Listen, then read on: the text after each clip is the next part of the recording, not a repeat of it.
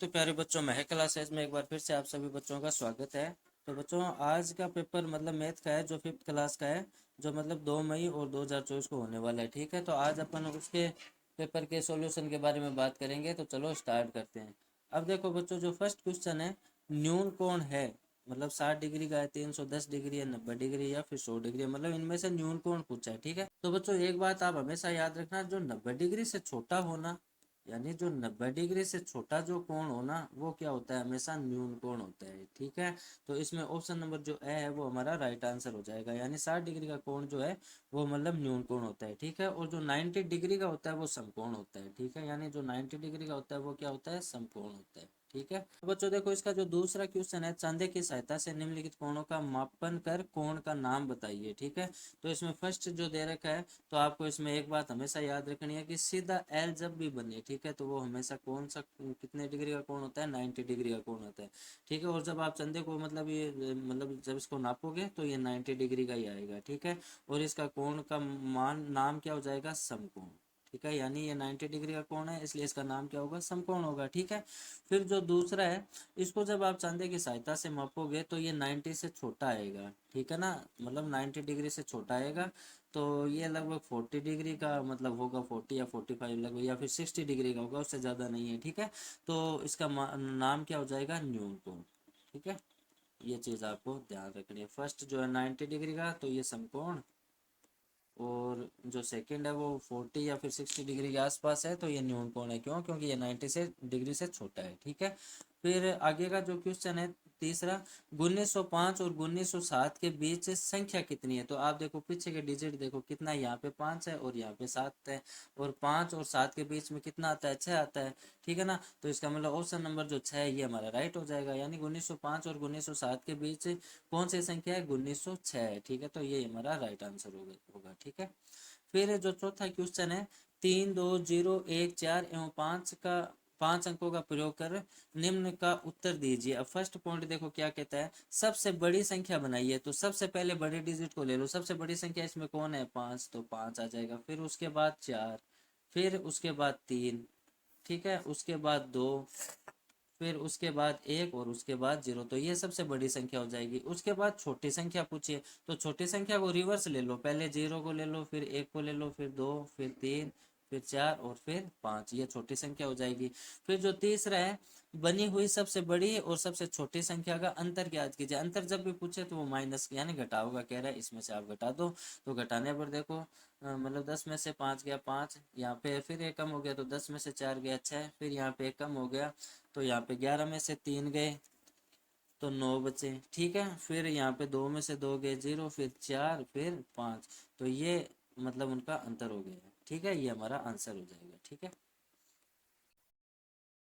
फिर जो पांचवा क्वेश्चन है, ये कह रहे दिए गए चित्रों में 3/4 और 1/2 भाग को छायांकित करो। ठीक है, तो 3/4, तो इसका मतलब ये हो गया कि टोटल मतलब 4 है। ठीक है ना, टोटल 4 है, उनमें से 3, ठीक है, तो उनमें से 3 को आप छायांकित कर दो। ठीक है, मतलब कोई भी 3 को मतलब छायांकित कर दो, एक को खाली छोड़ दो, तो ये हमारा राइट आंसर हो जाएगा। ठीक है, फिर दूसरा जो पॉइंट है वो कह रहा है 1/2, यानी 1/2 यानी कि 2 में से 1। ठीक है, तो इसका एक भाग आप कोई सा भी यूं छायांकित कर दो, तो ये हमारा राइट आंसर हो जाएगा। ठीक है, फिर छठा जो क्वेश्चन है, रिक्त स्थानों की हमें पूर्ति करनी है। ठीक है ना, तो देखो 3 × 3 तो हमारा 9 आया, तो 3 को जब 1 से करेंगे तो यहाँ पे कितना आ जाएगा, 3, तो 3/9 आंसर हो जाएगा। ठीक है, फिर जो सेकंड वाले में देखो 2/5 बराबर, अब नीचे 15 दे रखा है, तो 5 को कितने से गुणा करेंगे, 15 है, तो 5 को 3 से जब आप मल्टीप्लाई करते हो तो 15 आता है, तो यहाँ पे 2 को भी आप कितने से मल्टीप्लाई कर दो, 3 से कर दो, तो यहाँ पे आंसर क्या आ जाएगा, 6,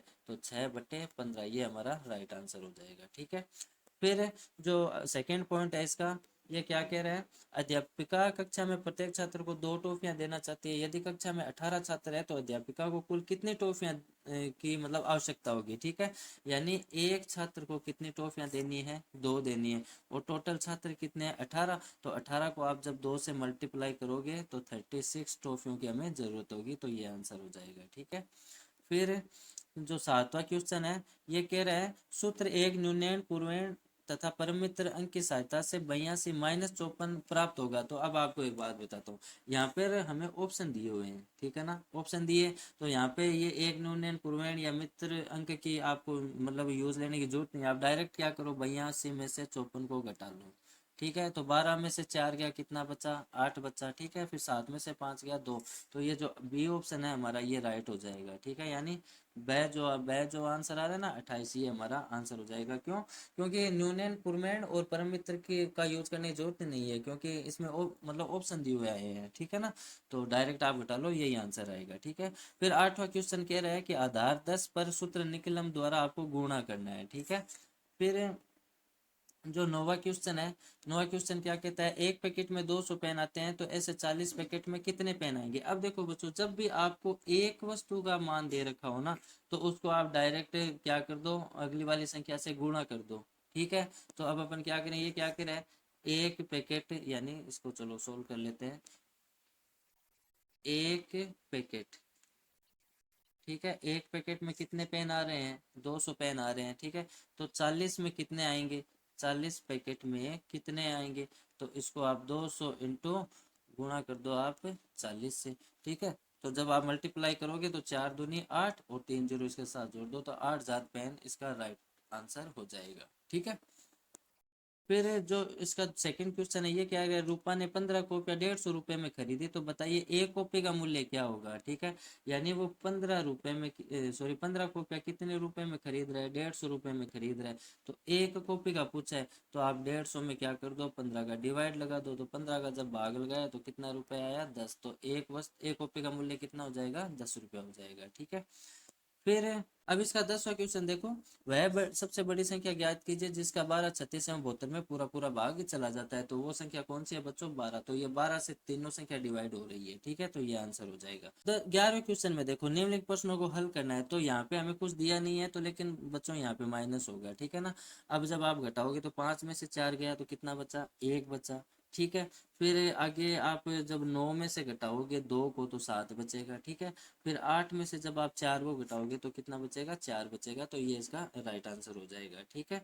फिर 11वें का सेकंड क्वेश्चन देखो, 4,313 2,432 एवं 173 का योग करना है। आप जोड़ तो आपको आती है, यानी 4,313 फिर 2,432, ठीक है, और फिर 173, इसको आपको यूं जोड़ना है, जोड़ तो आपको आती है, ठीक है। तो ये मैं नहीं करवा रहा हूँ। फिर आगे वाला क्वेश्चन देखो, तीसरा पॉइंट इसका, किसी स्कूल विद्यालय सुविधा अनुदान के तहत 4,000 रुपए प्राप्त हुए, तो स्कूल की विभिन्न सुविधाओं पर 2500 खर्च हो गए, तो बचाओ स्कूल के पास कितने बचे। अब देखो फर्स्ट पॉइंट क्या कह रहा है कि 2500 खर्च हो गए, ठीक है ना। तो स्कूल के पास बचे कितने, तो देखो टोटल रुपए कितने थे, 4,000 थे, उसमें से 2500 मतलब खर्च हो गए, तो घटा दो। तो ये 0 0, फिर 10 में से 5 गया 5, और 3 में से 2 गया 1, तो 1500 रुपये बचे, ये आंसर हो जाएगा, ठीक है। फिर इसका जो है अगला क्वेश्चन 12वां। अब 12वां क्वेश्चन क्या कहता है, 3 घंटे में कितने मिनट होते हैं। तो 1 घंटे में देखो कितना मिनट होता है, बराबर 60 मिनट होता है। तो 3 में कितने हो जाएंगे, गुणा कर दो, तो 6 तेरी 18, तो 180 मिनट हो जाएंगे, ठीक है। तो द ऑप्शन हमारा राइट हो जाएगा, ठीक है। फिर प्रश्न जो 13वां है, 1 लीटर 500 मिलीलीटर मापने के लिए दुकानदार निम्न में से किस माप का उपयोग करेगा। अब देखो 1 लीटर 500 मिलीलीटर, तो ये टोटल कितना हो जाएगा, 1500 मिलीलीटर हो जाएगा, ठीक है ना। तो इसमें शायद ऑप्शन नंबर जो है ये राइट आंसर हो जाएगा, ठीक है। फिर 14 क्वेश्चन है, वो आपके रिक्त स्थान की पूर्ति करनी है, ठीक है। मीटर को सेंटीमीटर में बदलने के लिए किससे गुणा करते हैं, किलोमीटर को मीटर में बदलने के लिए किससे गुणा करते हैं, 120 सेंटीमीटर में बराबर कितने मीटर होंगे, ठीक है। फिर जो 15 आपका क्वेश्चन है, नीचे दिए गए भार सजा को बाटों के प्रकार से मिलान करना है। अब ये कह रहा है 3 किलोग्राम 600 ग्राम, ठीक है ना। तो इसका हमें मिलान करना है, ठीक है। यानी 3 ऑप्शन हमें इधर दिए हुए हैं, मतलब ठीक है, ये तो अपन को बाहर दिया हुआ है, और इधर हमें बाटों का प्रकार दिया हुआ है, ठीक है ना। तो देखो 3 किलोग्राम और 600 ग्राम, अब 3 किलोग्राम, तो इसका आंसर हो जाएगा बच्चों। तो इस फर्स्ट का आंसर बच्चों, ये जो सह ऑप्शन दे रखा है ना, 2 किग्रा प्लस 1 किग्रा, यानी 2 और 1 3 किलोग्राम, फिर 600 ग्राम दे रखा है, तो 500 में जब आप 100 ग्राम और जोड़ोगे तो 600 ग्राम बन जाएगा। तो फर्स्ट में ये सह मतलब हो जाएगा, ठीक है। फिर जो सेकंड है 7 किलोग्राम और 500 ग्राम, तो इसका ऑप्शन नंबर ए हो जाएगा, 5 प्लस 2 किग्रा, यानी 5 2 7 और फिर 500 ग्राम, ठीक है। अब बच्चा वो बै में ऑटोमेटिक हो जाएगा, ठीक है। तो ये आंसर हो जाएगा।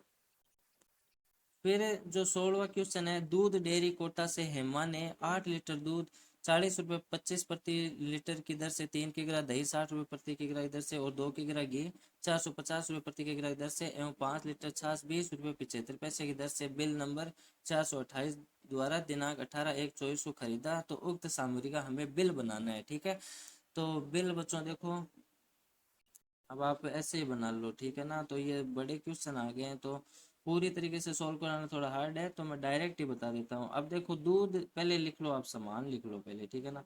एक तो था दूध, ठीक है, फिर दही था, ठीक है, फिर घी था, ठीक है। तो अब इनका मान लिख लो। अब दूध कितना था, 8 लीटर दूध था, ठीक है। अब उस पर दर कितने लगी है, तो वो मल्टीप्लाई में आ जाएगा 40 रुपये 25 पैसे, ठीक है ना। तो ऐसे करके ये बिल बन जाएगा, ठीक है।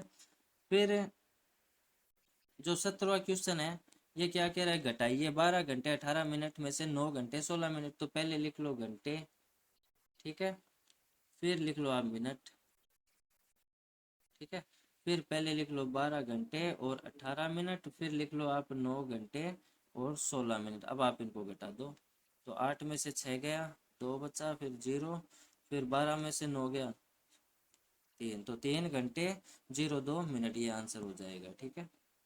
फिर इसको जोड़ना है, अगले में जोड़ पूछिए है, तो वही पहले घंटा लिख लो, फिर मिनट, ठीक है, फिर घंटे की जगह यानी 9 घंटे 16 मिनट, फिर सेकंड वाला क्या था, 8 घंटे 50 मिनट, 8 घंटे 50 मिनट, फिर 7 घंटे 45 मिनट। फिर इनका आप मल्टीप्लाई कर दो, या सॉरी आपको जोड़ कर दो, ठीक है ना, इसको जोड़ना है। फिर 18वां जो क्वेश्चन है, अन्नू बाजार से 2 किग्रा गोभी, 3 किलो ककड़ी, 3 किलो 700 ग्राम आलू और 2 किलोग्राम 500 ग्राम भिंडी खरीदती है, तो उसकी थैली में निम्न भार ज्ञात करे, आलू और भिंडी का कुल भार क्या होगा। तो देखो पहले लिख लेते हैं अपन किग्रा, ठीक है, फिर लिख लेते हैं ग्राम, ठीक है। अब उसने आलू और भिंडी का पूछा है, तो देखो आलू कितने हैं यहाँ पर, 3 किलो आलू ये 700 ग्राम, ठीक है ना। और भिंडी क्या है, भिंडी का मान कितना है, भिंडी है 2 किग्रा 500 ग्राम।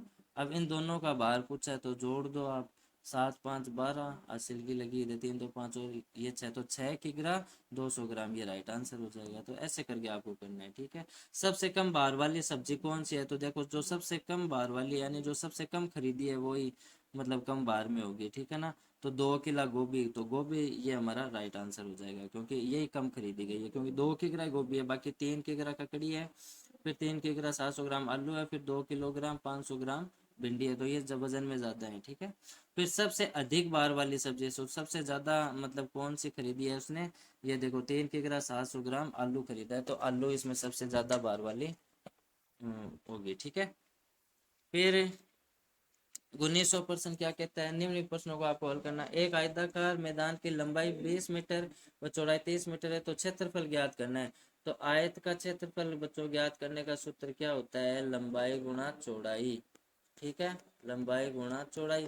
तो इन दोनों का मल्टीप्लाई कर दो, 20 गुणा 30, तो ये आ जाएगा 600 मीटर, ठीक है, ये आंसर हो जाएगा।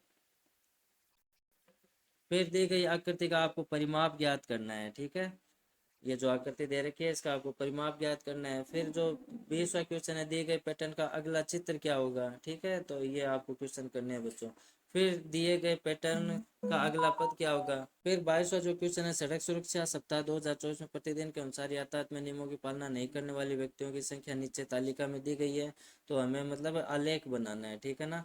मतलब ये ग्राफ होता है हमारा, ठीक है, तो इस पे आलेख बनाना है। तो ये नीचे वार आ जाएंगे, ठीक है, सोमवार मंगलवार जो भी है ये वार आ जाएंगे, फिर ये नीचे वाला मान इधर आ जाएगा। तो इकाई लेके चलो, तो आप वैसे भी ले चल सकते हो, 2 की इकाई ले लो, 1 की ले लो, ठीक है। फिर इस पे यूं दंडालेख बनाना है हमें, ठीक है, ये करके।